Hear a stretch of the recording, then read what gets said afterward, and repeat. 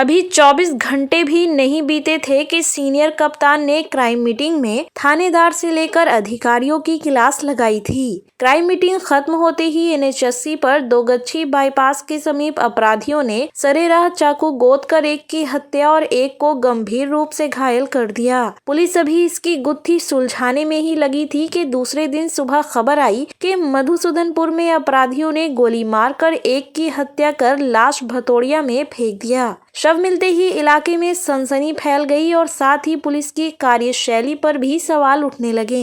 मृतक के शरीर पर लगभग आधा दर्जन गोलियों के निशान हैं, जिससे लगता है कि उसकी हत्या अत्यंत ही विभत्स तरीके से की गई है। आशंका व्यक्त की जा रही है कि उसे कहीं अन्यत्र मार यहाँ फेंक दिया गया है।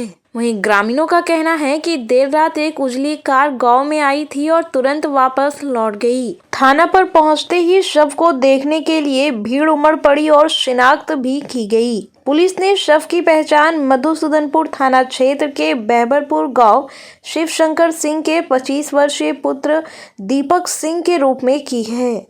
शिनाख्त के बाद पुलिस ने शव को पोस्टमार्टम के लिए भेज दिया। लगातार हत्या की 2 घटनाओं को अंजाम देकर अपराधियों ने पुलिस को कड़ी चुनौती दी है। आखिर क्या वजह है कि अपराधियों से सख्ती से पेश आने वाले SSP बाबूराम का अपराधियों पर कोई असर नहीं हो रहा है। जो गंगा प्रसाद स्कूल के समीप सत्संग बासा है, ठीक है, वहीं सिजुआ बहियार एक्चुअल जगह का नाम है, जो भतोड़िया और गुलाहो रोड पर पड़ता है। सड़क किनारे एक अज्ञात शव मिला जिसका उम्र 28-30 के आसपास है और ऐसा प्रतीत होता है कि उसको 3-4 गोली मार के हत्या करके कहीं से लाके सड़क किनारे ढकेल दिया गया है। पिछले माह भागलपुर के चुनीहारी टोला के पास बैंक में पैसा जमा करने जा रहे निजी कंपनी के कर्मचारी से 3.5 लाख रुपए छीनते मामले में पुलिस ने 3 अभियुक्तों को देसी कट्टा और एक कारतूस के साथ गिरफ्तार कर लिया है। गिरफ्तार तीनों अभियुक्त चंचल यादव, संतोष यादव और विनीत कुमार भागलपुर के ही अलग अलग मोहल्ले के हैं। तीनों का आपराधिक इतिहास है और इनके खिलाफ अलग अलग थानों में कई मामले भी दर्ज हैं। इस घटना के पीछे करीब 6 लोग संलिप्त पाए गए हैं, उसमें से 3 की गिरफ्तारी की गई है। इसमें घटना का मास्टरमाइंड विनीत कुमार है, जो उर्दू बाजार प्रतापपुर थाने का रहने वाला है, और 2 अन्य जो गिरफ्तार हैं वो संतोष यादव हैं और एक चंचल यादव हैं। दोनों ही बांका जिला के रहने वाले हैं, बट उनका कार्य क्षेत्र भागलपुर ही रहा है। इसमें 3 और लोग हैं जिनकी गिरफ्तारी भी सुनिश्चित कर ली जाएगी। उन 3 लोगों में से 2 लोगों ने लाइनर का काम किया है और बाइक पे सवार 2 लोग जो हैं संतोष यादव और चंचल यादव, उनकी गिरफ्तारी कर ली गई है। तीसरा व्यक्ति फरार चल रहा है, उसकी गिरफ्तारी भी जल्द सुनिश्चित की जाएगी। संक्रमण की तीसरी लहर थमने के बाद सरकार ने इस दौरान जो पाबंदियां लगाई थी उनमें से ज्यादातर खत्म कर दिया गया है। अब शहर में ना नाइट कर्फ्यू लागू रहेगा और ना ही बाजार पर कोई पाबंदी रहेगी, लेकिन मास्क जरूरी रहेगा। रविवार को लिए गए फैसले के मुताबिक सभी सरकारी ऑफिस भी हर दिन सामान्य रूप से खुलेंगे। हालांकि जिन्होंने वैक्सीनेशन कराया हुआ है उन्हें ही ऑफिस आने की इजाजत होगी। क्राइसिस मैनेजमेंट ग्रुप के फैसले के तहत जहां 8वीं कक्षा तक के सभी विद्यालय 50% क्षमता के साथ खुलेंगे, वहीं 9वीं एवं ऊपर की कक्षाओं से संबंधित सभी विद्यालय एवं महाविद्यालय तथा कोचिंग संस्थान 100% उपस्थिति के साथ खुल सकेंगे। दुकानें, प्रतिष्ठान, शॉपिंग मॉल और धार्मिक स्थल सामान्य रूप से खुलेंगे।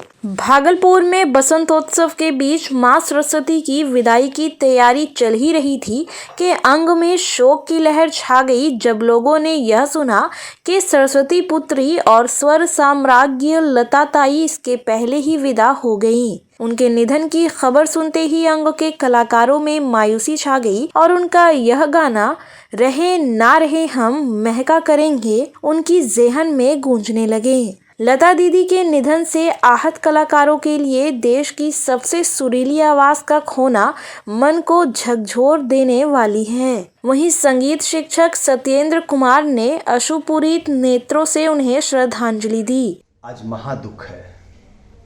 दिनांक 6 फरवरी। एक संजोग भी है कि माँ सरस्वती की कल हम लोगों ने पूजा आराधना किया। संगीत और विद्या की देवी माँ सरस्वती, और हिंदुस्तान में एक जीवित सरस्वती भी थी जिन्हें हम लता मंगेशकर कहते थे। आज ही के दिन वो भी विसर्जित हो रही हैं। देह का त्याग कर दें। इस संसार में रहने तो कोई नहीं आता है, जाना सबको तय है, लेकिन फिर भी लता दीदी का जाना भारतवर्ष के लिए एक अपूरणीय क्षति है।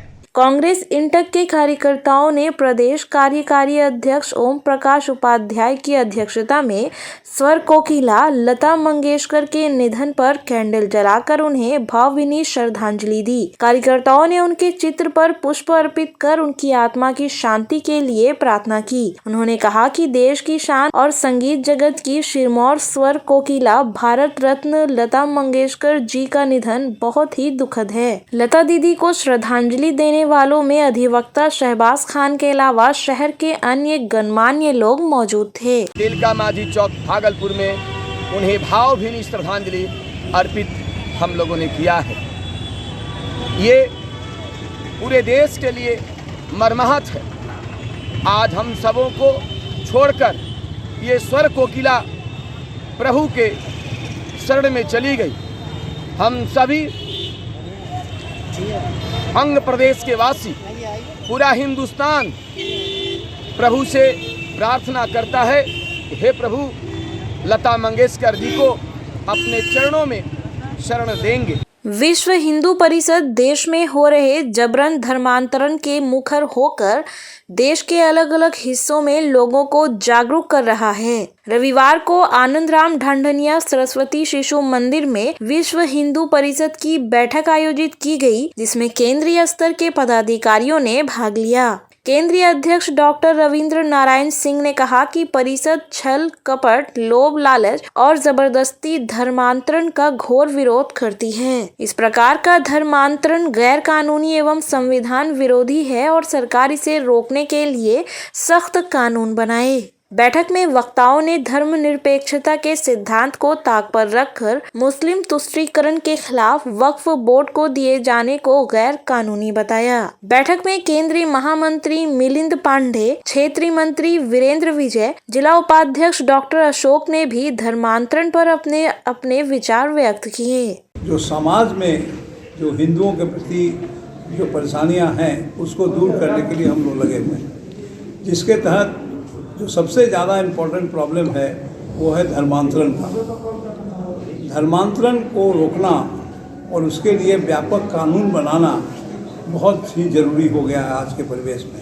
ऑटो चोरी करने की नियत से शाहकुंड प्रखंड के जगन्नाथपुर गांव पहुंचे चोर ऑटो स्टार्ट नहीं होने पर उसकी बैटरी, पहिया, सेल्फ सीट और अन्य सारा पार्ट्स खोलकर फरार हो गए। दरअसल चोर संजीत कुमार सिंह की ऑटो चोरी करने आए थे जो उनके घर के बाहर लगी थी, लेकिन चोरों की किस्मत खराब थी जो ऑटो स्टार्ट नहीं हुआ। इस पर भी चोरों ने हिम्मत नहीं हारी और उसे धकेलते हुए लेकर चले गए, लेकिन कुछ दूर जाने के बाद वे इसमें भी सफल नहीं हुए तो उन्होंने ऑटो से सारा सामान गायब कर दिया। सुबह जैसे ही संजीत कुमार सिंह ने दरवाजे पर अपनी ऑटो नहीं देखी तो खोजबीन करने लगा। खोजबीन पर पता चला कि ऑटो घर से 100 मीटर दूर शाहकुंड झिकटिया मुख्य मार्ग पर खड़ी है और उसका सारा सामान गायब है। पीड़ित की शिकायत पर पुलिस मामले की तफ्तीश कर रही है।